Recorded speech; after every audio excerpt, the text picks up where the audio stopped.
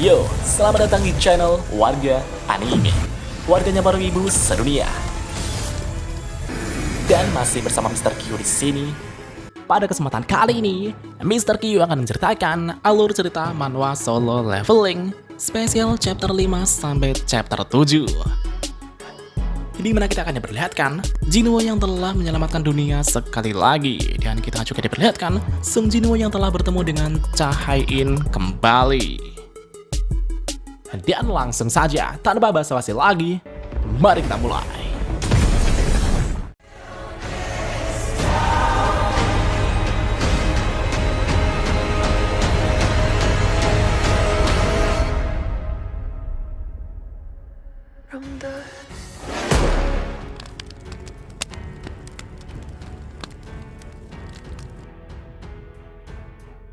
Jadi pada saat ini, Jenderal Harrison telah memperlihatkan rekaman pertarungan Jinwoo dengan pasukan Titan. Pada rekaman video itu, terlihat Jinwoo yang telah mengeluarkan pasukan bayangan yang tak terhitung jumlahnya. Dan segera setelah itu, bentrokan antara pasukan bayangan dengan pasukan Titan pun terjadi. Tas kemudian memulai serangan dengan melepaskan semburan api naganya, Hymn of the Fire Dragon. Sihir api yang sangat dahsyat itu pun menerjang sampai membakar pasukan Titan menjadi dua bagian. Bayangan raksasa kemudian juga maju menyerang, bahkan pasukan bayangan semut juga langsung menyerbu. Di satu sisi, Jinwoo juga tak tinggal diam. Ia kini telah melesat dengan kecepatan yang sangat cepat sambil menebas para Titan dengan dagger-daggernya. Tebasan demi tebasan pun dilancarkan untuk mencincang para Titan. Jinwoo kemudian menciptakan beberapa pedang bayangan yang berukuran raksasa. Dan seketika itu juga, pedang bayangan raksasa itu pun langsung membantai pasukan Titan secara brutal. Pedang-pedang bayangan itu kemudian mengincar pemimpin pasukan Titan. Akan tetapi, pemimpin Titan itu pun masih dapat menahan tebasan pedang Jinwoo tersebut. Ia berkata, "Apa kau pikir ini cukup untuk mengalahkanku?" Namun tiba-tiba, Jinwoo sudah berada di atasnya. Jinwoo kemudian memadatkan kekuatan kegelapan di tangan kirinya hingga membentuk cakar raksasa. Dengan cakar raksasa tersebut, Jinwoo langsung menghantamkan pemimpin Titan hingga terbentur ke tanah dengan sangat keras. Tapi sesaat kemudian muncul sorot mata yang tajam dari kepulan asap. Jadi sepertinya planet kecil di pinggiran galaksi ini terdapat entitas yang lumayan kuat. Namun faktanya, kalian harus membesarkan tubuh untuk memaksimalkan kekuatan. Itu adalah tanda bahwa kalian masih primitif. Tapi sebaliknya, kami para Titan mengecilkan tubuh kami untuk bertarung dengan kekuatan penuh. Dan ternyata, pemimpin Titan itu telah mengecilkan tubuhnya hingga terlihat pancaran kekuatan yang sangat luar biasa. Pemimpin Titan itu kemudian menatap Jinwoo dan berkata, "Kalau kau memohon ampun sekarang, mungkin aku akan mengampuni." Namun sebelum ia menyelesaikan kata-katanya, kepalanya telah terlepas dari tubuhnya. Dan ternyata, Belion telah datang bersama bayangan naga dan langsung memenggal kepala pemimpin Titan dengan pedang cambuknya. Bahkan tubuhnya juga langsung dimakan bayangan naga hingga tanpa sisa. Pemimpin Titan itu pun dikalahkan dengan sangat mengenaskan. Setelah membunuh pemimpin Titan, Belion kemudian bertanya pada rajanya, "Rajaku, apa mungkin Anda ingin berbicara dengan makhluk rendahan itu?" Jinwoo menjawab, "Tentu saja tidak. Mereka terlalu arogan, sebaiknya kau memberikan pelajaran pada mereka." Mendengar perintah dari rajanya, Belion kemudian terus membantai para Titan yang tersisa. Dan sampai pada harinya, Jinwoo dan pasukan bayangan telah berhasil membabat habis pasukan Titan.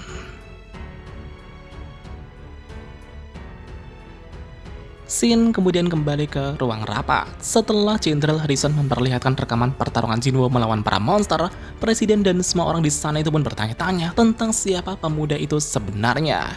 Dia menghadapi para monster itu seolah sedang bermain dengan mainan. Apa FBI dan CIA tak bisa menemukan identitas pemuda itu? David Brennan yang merupakan direktur CIA kemudian menjawab, "Entahlah, tapi aku merasa orang yang dapat memberitahu kebenaran dari semua itu adalah Madame Norma Selner. Seperti sebelumnya, kali ini dia pasti akan membimbing kita pada jawaban yang benar." Setelah beberapa hari berlalu, Jinwoo bersama anggota klubnya kemudian akan mengikuti kualifikasi turnamen tingkat nasional. Namun di saat Jinwoo berjalan bersama anggotanya, ia tiba-tiba dikejutkan saat melihat seseorang. Dan ternyata orang yang dilihat Jinwoo itu adalah Kim Chul, di mana di kehidupan sebelumnya ia adalah salah satu prajurit bayangan yang bernama Iron. Di satu sisi, ketua tim Kim Chul kemudian mendekati Choi Tae-won dan berkata, "Hoi Choi Tae-won, sepertinya kau sudah tak waras. Kenapa kau membiarkan anak baru itu mengikuti kompetisi ini?"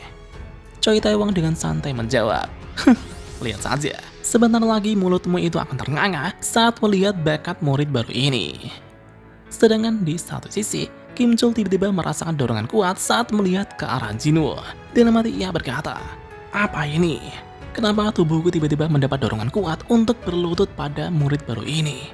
Apa mungkin aku takut padanya? Jangan bercanda." Kim Chul yang tak mengerti dengan perasaannya kemudian mendekati Jinwoo dan berkata, "Hoi bocah, aku ingin bicara denganmu sebentar, ikutlah denganku." Kim Chul kemudian membawa Jinwoo ke tempat sepi dan langsung menarik baju Jinwoo. Kim Chul berkata, "Hoi bocah, walaupun kita berada di tingkatan yang sama, kau pikir aku takut padamu?" Di satu sisi, para prajurit bayangan justru menertawakan tingkah Iron yang seperti itu. Igris dan Beru berkata, "Selamat datang Iron." Namun tiba-tiba, Kim Chul menangis tanpa sebab dan jatuh gemetar. Jinwoo dalam hati berkata, "Iron saat ini telah hidup sebagai manusia dan bukan lagi sebagai prajurit bayangan. Sebaiknya aku tak memperpanjang hubunganku dengannya." Ketika Jinwoo hendak pergi, Kim Chul yang sedang berlutut kemudian merobek bajunya dan berkata, "Apa ini? Apa ini yang disebut dengan cinta?" Dan tentunya, Jinwoo yang mendengar itu pun sangat jijik. Jinwoo kemudian langsung menghapus ingatan Kim Chul dan memberikan sugesti padanya. Jinwoo berkata, "Dengarkan, kau telah mencoba memprovokasiku. Namun tiba-tiba kau tahu bahwa aku adalah anak dari teman ayahmu. Dan semua masalah kita selesai." Sebelum Kim Chul bangun, Jinwoo kemudian pergi meninggalkannya. Jinwoo berkata, "Kau adalah pria yang berjuang melindungi dunia ini. Jadi banggalah pada dirimu sendiri." Dan segera setelah itu, kualifikasi tingkat nasional cabang olahraga lari pun akan dimulai.